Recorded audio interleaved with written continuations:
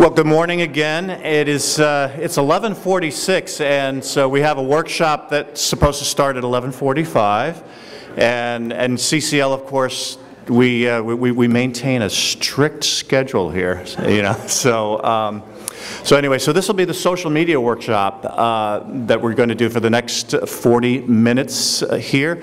One thing I'd like to point out: how many of you all have downloaded the conference app, the Grenadine? Good, wonderful. Okay, good. So if you have the conference app, and even if you don't have the conference app, I really recommend that you download it. It's very useful. It's got a lot of useful information. It's got the schedules. The neatest thing that it has on it is that if you click the resources menu on the Grenadine event guide, you can scroll down and you'll see, well, if you click the menu, you'll scroll down and you'll see resources. And when you go to resources, there are handouts for the various sessions and workshops. And so if you want to save some trees, you can download, for this particular workshop, you can download the Twitter tips that are in there. So if you go to the event guide, click the menu, go to resources, scroll down, you'll see the you'll see the handout for Twitter tips in this particular workshop. If you don't have it, or if it's kind of like, oh, I don't want to mess with that thing, I do have some hard copies up here for anybody who wants those. Who would like the hard copy handout? Okay, can I get a volunteer to hand those out? Wonderful, that's great. Super. That's this one right here, yeah. Okay, great. So, is there a question already? My God, I haven't even said anything. Okay. Okay. Oh, you're handing out the, okay, never mind, sorry about that. Great, well, it's wonderful to see you all here. So we're going to talk a little bit about social media and how to do it. Particularly, I'm going to focus more on Twitter than anything else, because Twitter is probably one of the best ways to engage with your member of Congress, to engage with media, and to also just engage with people who are interested in the climate issue, and to enroll new members in your group. So, so we'll talk a little bit about the information that we got on the Congressional Staff Survey about social media and messaging to congressional offices. I'll give you a brief introduction to Twitter and some useful tips for getting started on that, and then we'll talk a little bit about messaging members of Congress through Twitter, and then touch just a little bit on how you might also be able to communicate with them on Facebook. So if we can hold questions till the end here, and then hopefully we'll have a little bit of time left at the end where we can answer some questions. So how do we penetrate congressional offices and get our message through? So right now what we're doing is we, of course, do our face-to-face meetings, we write personal letters, we make phone calls, and we get letters to the editor and op-eds published, and we send those in. Now, we also have social media. So like 3/4 of the staff on the Hill said that, you know, between 1 and 30 comments on social media platforms like Twitter and Facebook are enough to grab their attention, and 35% that said that fewer than 10 comments were probably enough. So this is a new way that we can kind of break through. Again, you know, nothing beats a face-to-face meeting or a personal letter and so forth. But then beyond that, the congressional staffs are starting to monitor social media and to gauge their constituent interest in issues on things like Twitter and Facebook. So just to give you a little introduction to Twitter here, you know, just a few quick things. Whenever people get started on Twitter, they'd leave the egg up in their Twitter profile photo. They don't put anything in the back. Don't do that. Go ahead and put something in. Nothing screams newbie like somebody who's left the egg up on their Twitter profile. And you also want to put something in your Twitter profile that clearly identifies who you are, where you are, and what you're interested in, because when you're trying to attract followers on Twitter, people are going to look at your profile, and you want to attract the people who are interested in climate change. You want people who are interested in the things that you're doing. So, so I definitely recommend fill out your profile and get some images up there on both the the profile spot there, the profile photo, and the banner that goes across the top. We use, as you can see, the photo that we did on the Capitol steps last year. So, so how do you get followers? So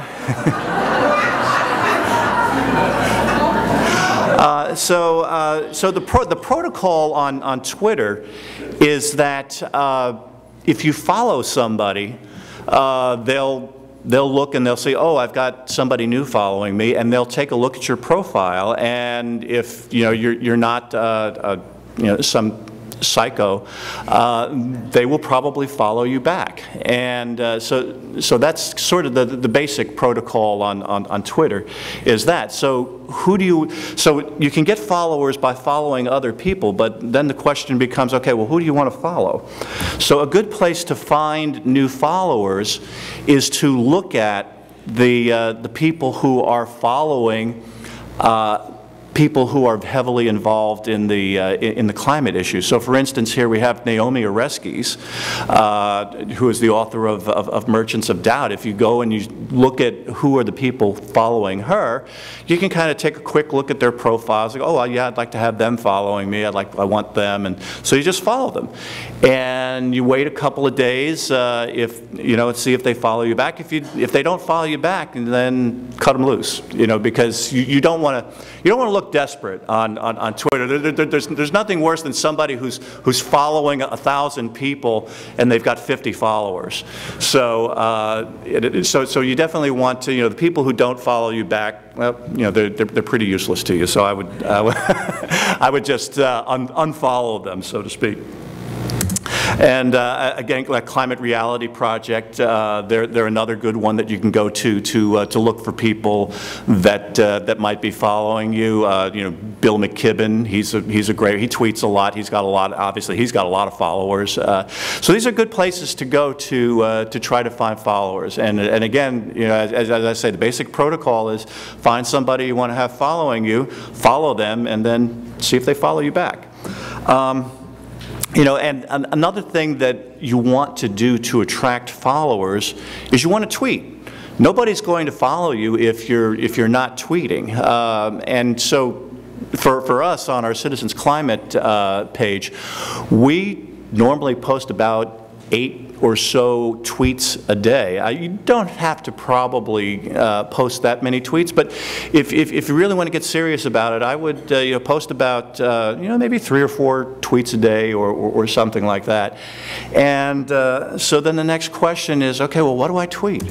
And and you also want to kind of strike the right mix. So there's 2 kinds of tweets. There's kind of informational tweets that you would send out that link to interesting articles, and then there's promotional tweets that promote your organization. And I would say go very light on the promotional tweets and heavy on the informational tweets, because what we've done with our Twitter page on Twitter, what we've done is we've sort of become a resource for people who are looking for the best climate change stories of the day, and that's one of the ways that we've attracted people to our Twitter, and that's how we maintain them. And what's happening is people are kind of looking at our tweets because they know, oh, I don't have to search the internet to find out what's going on climate change.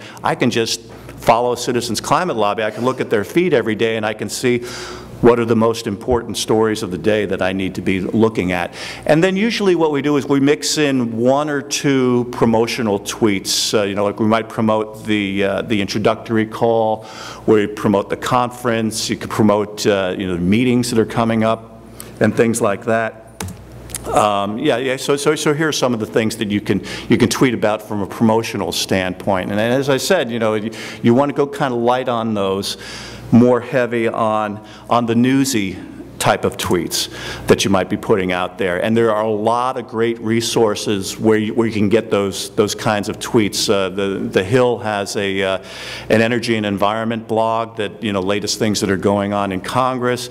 Daily Climate has a good kind of digest of the best stories of the day. There's a whole bunch out there. Climate Progress is a good website. Clean Technica, everything involved in the renewables sector and so forth.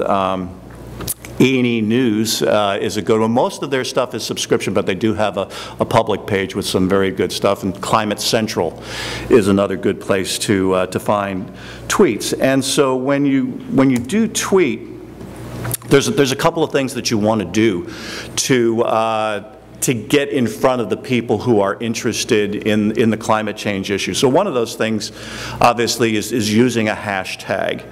And so just about in every tweet that I send out, I use the hashtag climate. Either it's part of the tweet or I tack it on at the end. Because what happens is people will actually follow a stream on a particular hashtag like climate, and they'll be looking for what's going on in the climate change world simply by following that hashtag. So it's a good way to find new people who might be interested in following you is by making sure that you use hashtag climate in there. Another good way to get people, to attract people, is to include the Twitter handle of organizations or people who have a big following, like Bill McKibben or a Sierra Club or something, or 350.org. If you use their Twitter handles, there's a lot of times those people will be following those particular handles, and they'll see your tweets there as well. So there's different approaches that you can take in terms of how you want to compose your tweets. First thing I want to point out is that you're going to attract a lot more attention to your tweets. People are going to actually stop and read them if you include an image or a video in your tweet. Now, the images will use up some of your character space, but that's okay. There's a big payoff there in terms of readership if you include some kind of a tip, having an image with your tweet. And so that's the first example over there. The other one on the upper right here, sometimes you can get a little cute, and one of the things that you want to do is you want to attract retweets. You want people to retweet the tweets that you are sending out, because not only then do your tweets get out to your followers, but they get out to other people's followers as well. And so sometimes a clever tweet, somebody will see something, oh, that's pretty cool, and they'll retweet it. So like this one up here, call Congress, June 23rd, 15 minutes can save you 15% on CO2 emissions in the next 5 years. So people will look at that, they'll chuckle a little bit, and go, yeah, okay, I'll retweet that. But most of the time, if you're tweeting articles, the headlines that are on the articles are usually pretty good. I like to personalize them a little bit by having just a little pithy intro at the beginning of the headline. So at the one on the bottom right there, the headline was "Push to impose extra fees on those who install solar," and you notice I used a hashtag with solar for all the people who are following that hashtag. Solar sparks outrage in Utah. So I just put a little intro into it. I said, "Oh no, you didn't," And yeah, just something to add a little personality to your tweet.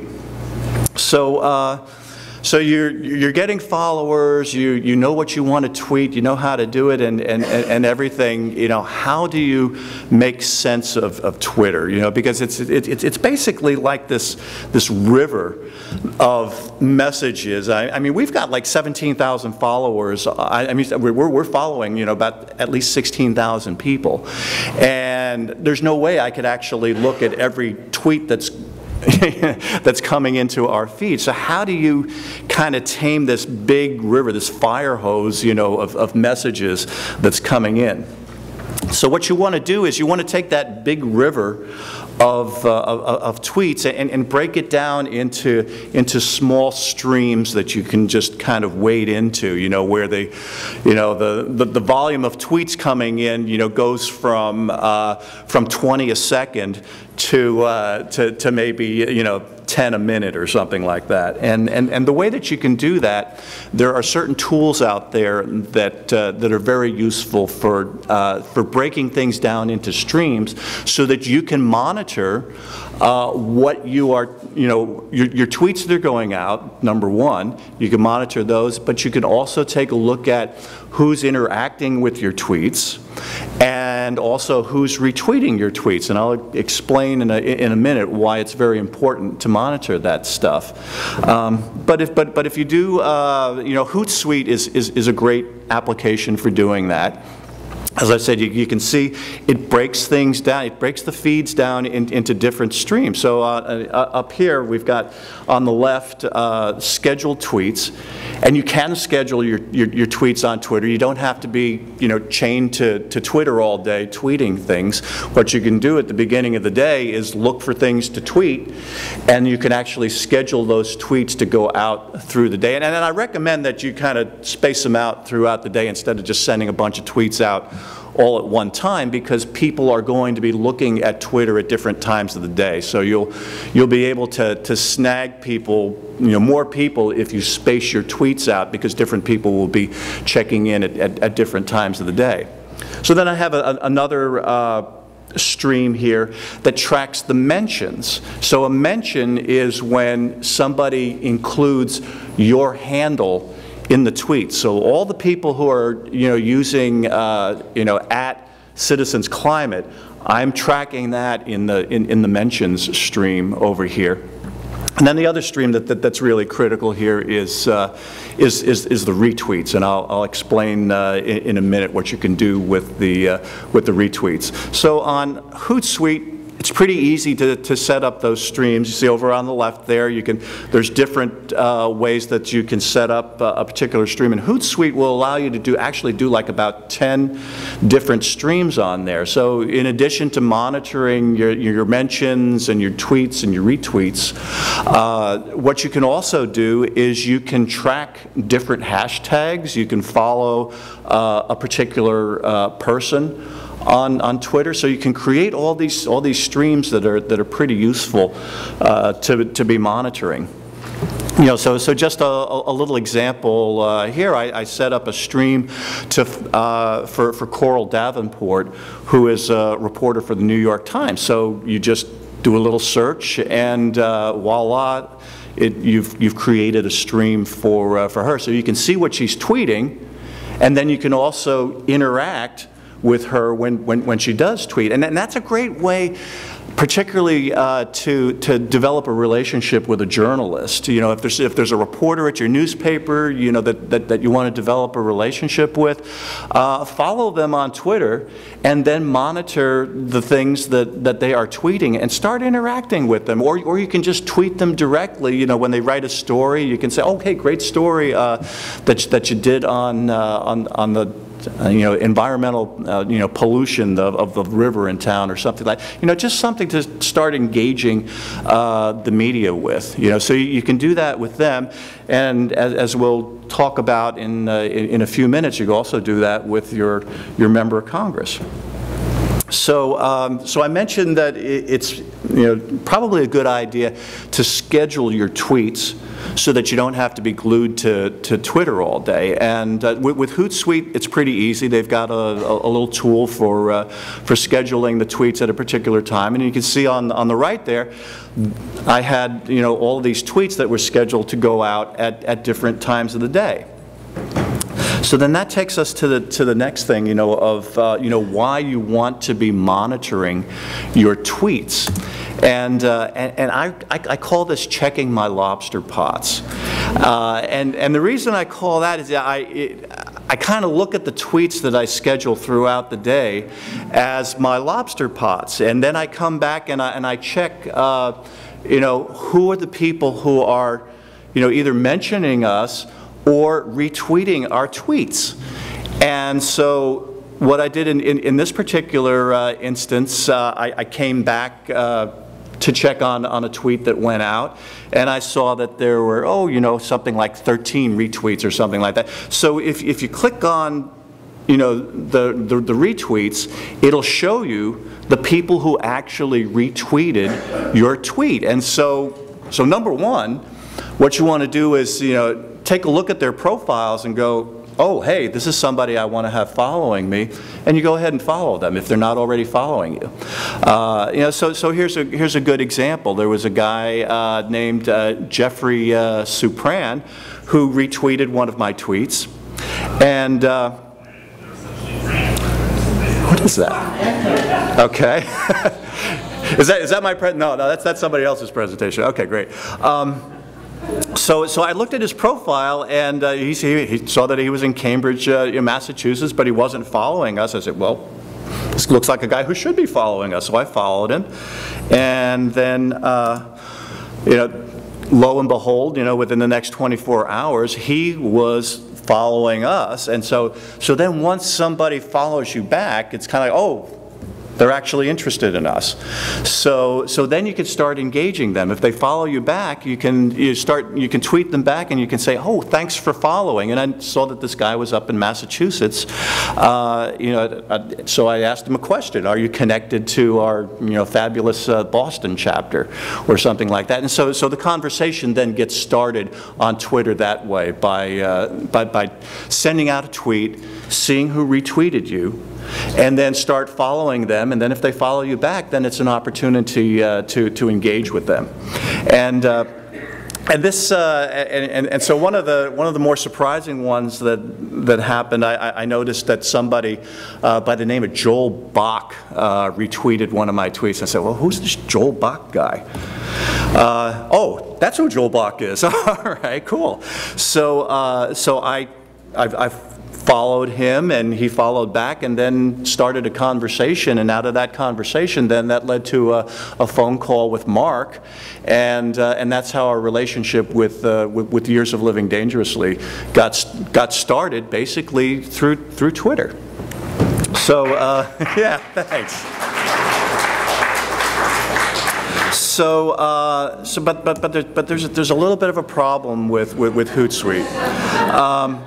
So as I mentioned, you really want to include some kind of an image in your tweets, and I'll show you a good example of why you want to include images in your tweets. So last year I sent out a tweet about the conference, and I actually included and this was a scheduled tweet, and I included a picture of Katharine Hayhoe.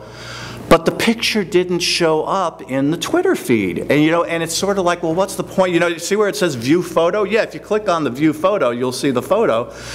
But the whole idea of having the photo in the feed is to attract attention to the tweet. And so if it's not in the feed, then it's really useless. And so I got 6 retweets on that, but I thought, well, heck, I should be getting a lot more tweets than that. And so just to conduct a little experiment, the following week, I sent out the same tweet, but I live tweeted it, which allowed for the photo to actually appear in the feed. And if you look there, instead of 6 retweets, I got 40 retweets. So having the image in the tweet really helps a lot.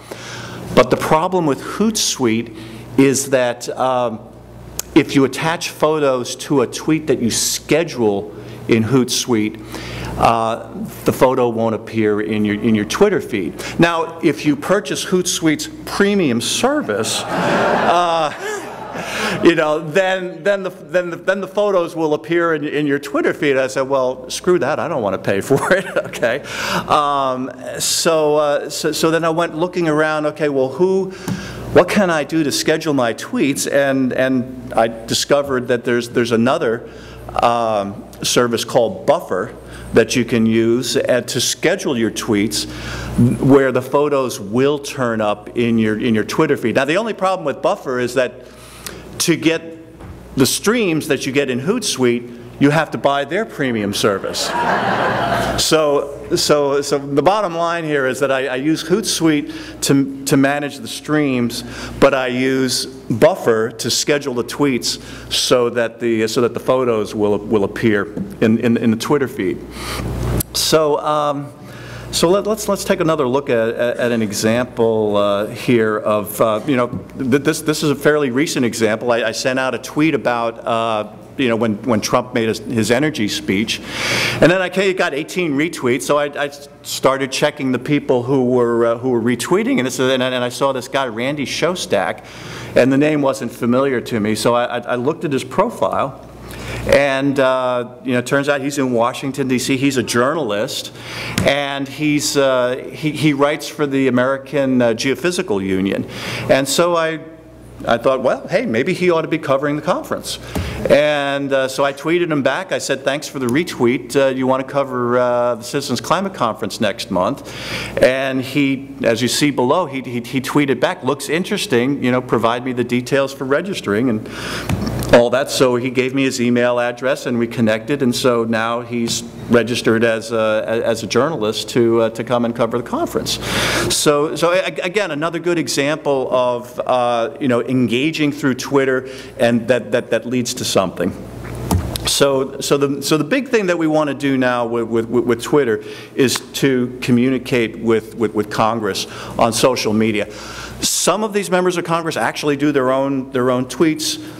Most of it is probably handled by a staffer, and so what'll happen is, you know, the staffer will check the congressman's Twitter feed throughout the day, and then if they see you know, maybe even, you know, just 5 or 6 tweets on a particular topic or something, that's enough for them to alert their boss, oh, hey, and particularly if you say in the tweet that you're a constituent in their district. You know, that's the thing that they're really concerned about.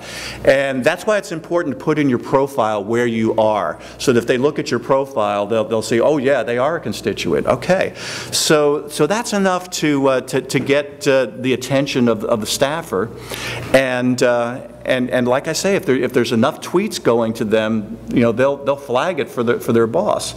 And so, you know, here's an example. Here, you know, here's Paul Ryan. So what you do to find out your member of Congress's Twitter feed, you can just do a search on their name on Twitter, and it'll bring up their page, and you'll see what their handle is. And then, so once you know what their handle is, you know, then you can tweet them directly using their handle. So I thought, okay, well, I know who Paul Ryan is on Twitter now. What am I going to tweet to him? So there was an editorial in the Wisconsin State Journal in Madison, and you can see the headline there, you know, GOP shouldn't ignore climate concerns. So I set up a tweet that went directly to him. I don't know if you can read that there, but it says, you know, and I put a period at the beginning, and I'll tell you why in a second here. You know, Rep. Paul Ryan, please see the Wisconsin State Journal editorial. GOP shouldn't ignore climate concerns. And then there's the link to the editorial. So that was tweeted directly to Paul Ryan. But the reason I put a period at the beginning is that right now, if you put somebody's handle at the beginning of a tweet, basically Twitter is thinking, oh, that's meant only for the person that's at the beginning. But if you put a period in front of it, then your tweet will be visible by everybody. And so there's a chance then that other people might retweet your tweet as well. So that's how you can communicate with your member of Congress. You know, if you have a letter to the editor that you got published, you know, go to the newspaper, get the link for the letter online, and then find out what your congressman's handle is, and just tweet it to them directly. Hi, I'm a constituent. Here's my letter to the editor about carbon fee and dividend that was in the Atlanta Journal-Constitution this week, and you can tweet it to them, and you can get. If you have a number of people in your group who are on Twitter, you can get them to retweet it, and then that will get the letter on their radar.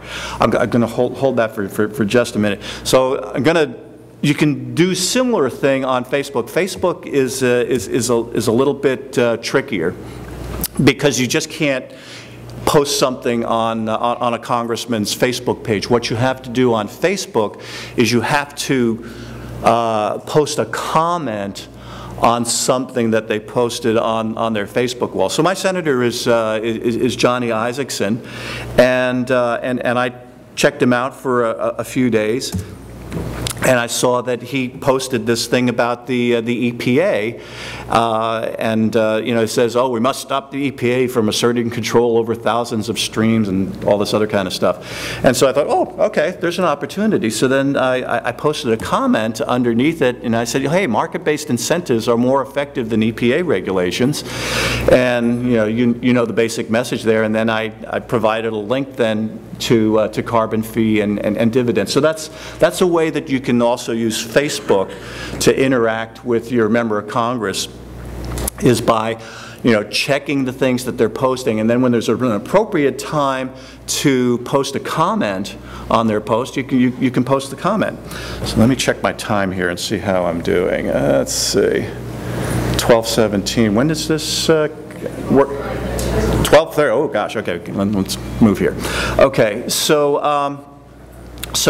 one of the things that you want to do is kind of develop a team approach on this. Like I say, if it's just one person tweeting, might not get too much attention. If you've got 5 or 10 people tweeting on something, that's going to get their attention. So you want to assemble a team of people in your group who agree, just like you assemble like a letter to the editor team, people who, will submit a number of letters to the editor. You want to do the same thing with Twitter. You want to have a team of people who will tweet the things to your member of Congress that you want to call to their attention. So put a team together, and whenever there's something worth tweeting, like an op-ed or a letter to the editor or an action that you want them to take or something like that, notify your team. Hey, we're going to tweet Congressman Smith today about this letter to the editor that we got published, or something like that. Again, on Facebook, same thing. You can have a team of folks. If you see an opportunity to post a comment, let them know. Hey, you can post a comment on Congressman Smith's Facebook wall about this. So that's the basics on Twitter that'll get you started, and how you can use it to interact with your congressional offices, to interact with the media, and to find people who are interested in the climate change issue, who you might be able to enroll in your group. So that's it for now. And so I know there's going to be questions here. So.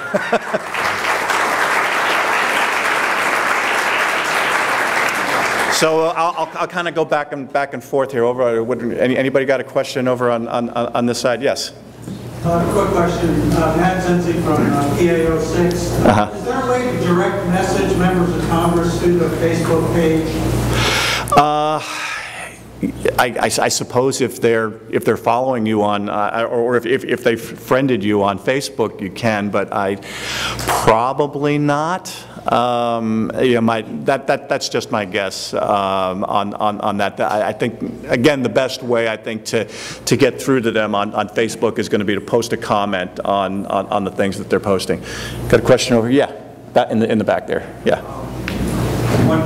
Thank you very much for telling me about this program, whatever it is, all of that. But one of the important things getting followers is to retweet occasionally things that they Yes. Yes. That tells them that you have. So what he's saying, a good way to get followers, so so I'll give you a good example of that. If you have a stream where you're following, hashtag climate, you can see who's posting, some good tweets on climate change, and you can retweet them. You can retweet their tweet because they're going to be monitoring their retweets, and they're going to, oh, so and so is retweeting my tweets. Are they are they following me? And they might just start following you simply because you retweeted one of their tweets. Yeah, excellent point there. That's a good way. I'm going to bounce over here. Is there any question on this side? Yes. Thanks, Steve. This is great. My question between Hoot and Hootsuite and Buffer, do you use them? Is it back and forth? Do you just use the one all the time? Figure it out. I use Buffer exclusively to schedule the tweets, and I use Hootsuite to monitor the tweets. Will the Buffer schedule tweets show up in your streams in Hootsuite? Oh yeah. All the tweets that go out will show up in your stream on Hootsuite. Definitely, yes. So I've been afraid of doing any of this stuff because of the mind time suck that seems to be going on. You're a professional. Right. So you're thinking that there's a lot of time that gets wasted trying to do all of this stuff. How much time do you spend on this? I mean, I do it pretty heavily. Like I say, I'm posting like 8 tweets a day, and I'm monitoring stuff. I do probably about 2 hours a day with it. You probably wouldn't. Yeah, but I'm doing it for the whole organization. I would say you could probably, if you're posting like 3 or 4 tweets a day, it wouldn't take you more than about 30 minutes to an hour to schedule those tweets and then check back on them later on. Yeah. Anything on this side? Oh, in the back. Yes. My name is Rich Rush from Athens, Georgia. Hey, Rich. I'm 7 years old and digitally impaired. Thank you very much. And I can write. I use Facebook. I use email a lot. It's great stuff. As far as social media, I don't know any of it. How do you learn this stuff? I'm a public librarian, and I just say go to your public library. And I'm from Racine, Wisconsin, anyway. We're teaching social networking classes and digital classes all the time. That's the answer. Great, thank you. Asked and answered. That's good. Good, great. Yeah. Hey, Steve, Kevin Leacaster from Salt Lake City, and Twitter handle is @KBLeacaster. And but anyways, I'd like to suggest that we have a hashtag for promoting our LTEs and op-eds as CCL, because that way you can just go to the hashtag and then retweet. Because links and clicks are what that's the monetization. Okay, so who? Yeah, that's an excellent idea. So let's take a quick vote on this. Who do we want to separate out the LTEs and the op-eds, or do we just want to do like hashtag CCL Media? CCL Media. Okay, we'll start using hashtag CCL Media. And then you can follow that hashtag and see all the stuff that's getting published out there and retweet it if you want. We support the newspapers. Exactly. No, that's great idea. Love that. Yeah, right here. I have a question on strategy I have a chapter, so our Rhode Island chapter has a Twitter account, and I have my personal one. In terms of what's more effective for reaching out to members of Congress, should I start with my personal one? But the chapter one has more followers. Right. I would just do both. I would do both. You want to put it out on your chapter one so that you can attract more retweets for your tweet, but then use the personal one so that the staffer who's monitoring it will say, oh, this is a constituent here. This is important. Terry. I'm concerned about over contact with people. Like I was paying attention to this stuff about when you're scheduling with representative staff, like send them short emails, don't send them too many. Is it better? Is it better for us to email stuff like that? I mean, stuff like an LTE would be better for us to email it or tweet it or do both. Okay, so are you talking about sending it to the congressman's office? Do both. Do both, yeah, yeah. Well, the liaison is the one who should email the congressman's office with the link to the letter to the editor, but then also, have your group, tweet it to them too. One way, it doesn't hurt to have, too many different, hits in terms of, getting their attention. Let's see, we're supposed to wrap up at 12:25, and I'm going to take one more question in the back here. Okay. I found it really helps to give my team a goal. Uh-huh. How many followers do you need to have to, be perceived as serious to your member firms or journalists? Oh gosh. I don't know that they really, I don't know that the journalist really cares too much, how many followers you have, if you're engaging them with good story ideas, it doesn't matter how many followers you have. But I would say, I mean, we've got 17,000 followers now for us. I mean, for a local chapter, if you want to set a goal, I would set a goal for, getting, to start out, like maybe 500 followers, something like that, if you're a goal-oriented person. So I think our time is up, but thank you very much, and go forth and tweet.